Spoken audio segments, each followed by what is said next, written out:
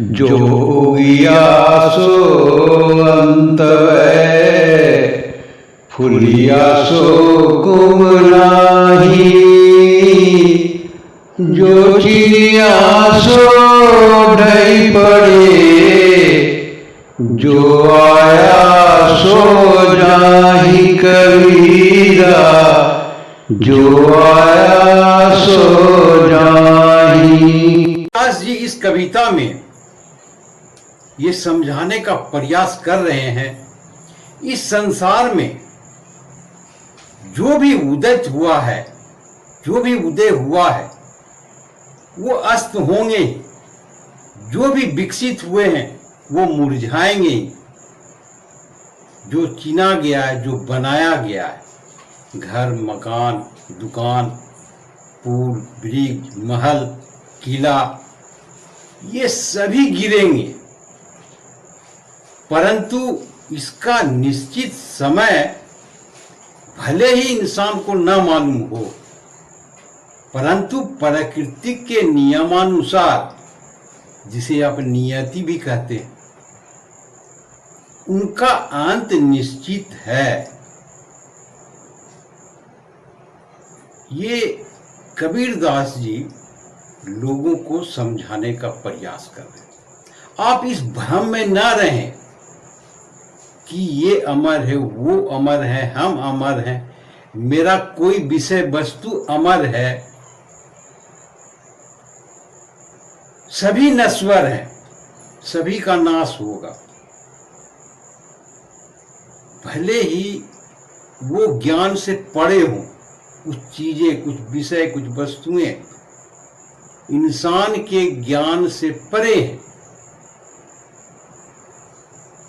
और वही अंधविश्वास में पड़े रहते हैं। इससे बाहर निकलने का लोगों को समझा रहे हैं। इससे बाहर आए, आप भ्रम में न पड़ें।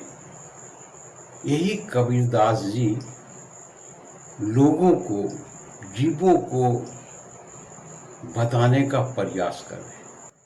झूठे सुख को सुख कहे, मानत है मन मोर।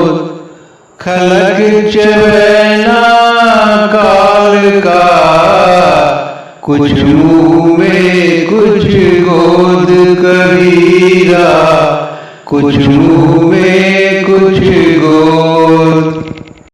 कबीरदास जी इस दोहे में कहने का प्रयास कर रहे हैं कि अरे जीव, तुम जिस सुख को सुख समझ रहे हो, खाने पीने की, कपड़े की, गहने की, महल की,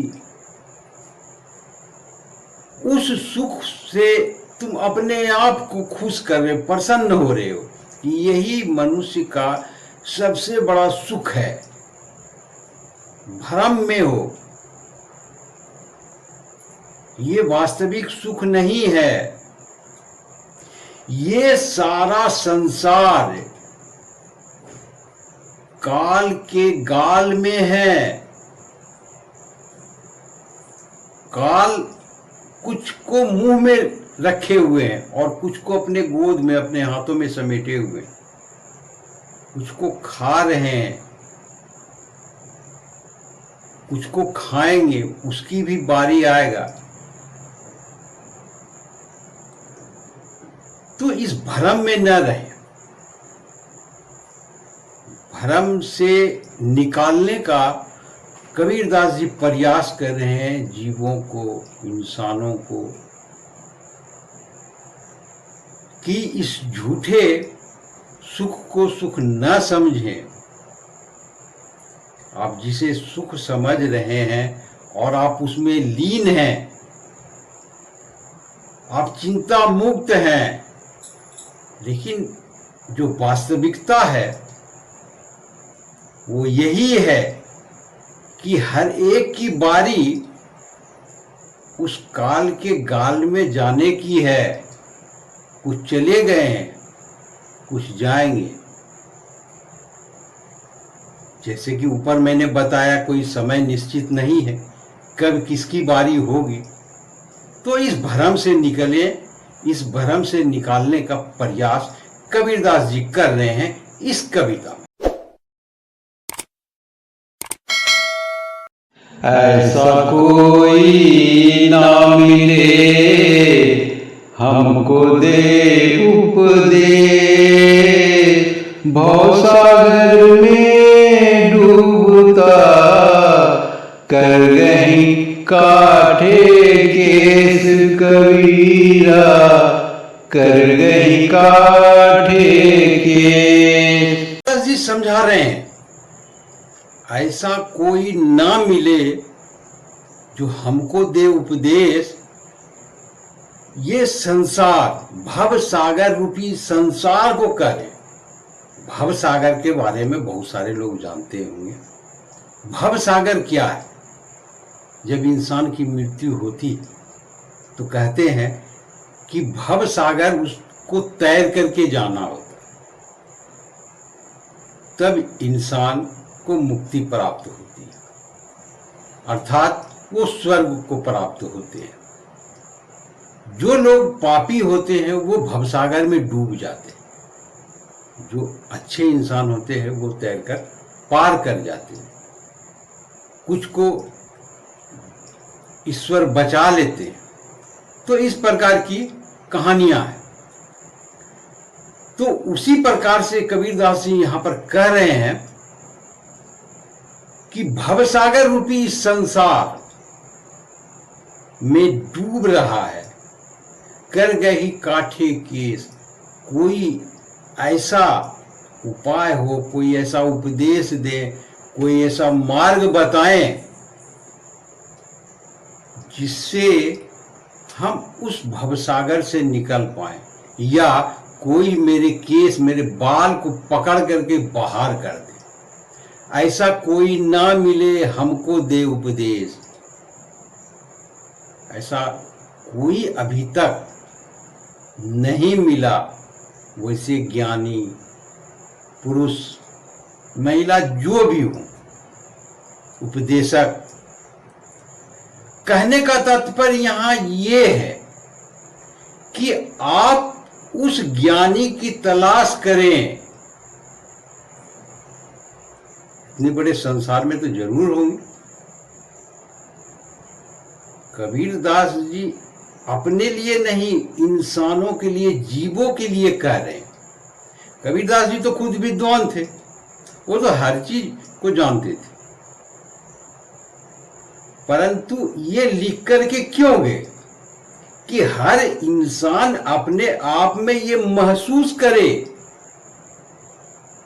कि हम में जो कमियां हैं वो कोई ज्ञानी व्यक्ति ही हल कर सकता है। तो आप उसके पास जाएं, आप उससे मिलें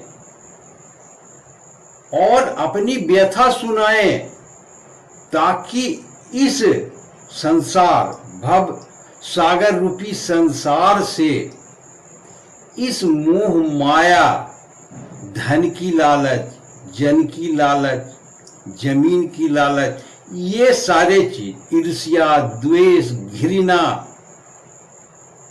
इससे बाहर निकलने के लिए कर, ताकि आपको वो ज्ञान दे ऐसा कि इस भवसागर रूपी संसार जहां लोग डूब रहे हैं, आप उससे डूबने से बचें। तो कबीरदास जी ये समझाने का इस कविता के माध्यम से प्रयास कर रहे हैं। लोग कितना समझ सकते हैं, ये देखने वाली बात है। सुनते तो सभी हैं, अमल कितने करते हैं, ये देखने वाली बात है। आप अपने को कितना जागरूक कर सकते हैं, ये देखने वाली बात है। तो बड़े बड़े ज्ञानी विद्वान अपने कलम से मोटी मोटी किताबें, अच्छी अच्छी बातें लिखकर चले गए। कितना अमल में होता है, यह हम आप सभी को जानते हैं इस बारे में। तो ये था कबीरदास जी के कुछ दोहों की व्याख्या। आशा करता हूं अच्छे लगे होंगे। आपने देखा, इसके लिए बहुत बहुत शुक्रिया, धन्यवाद।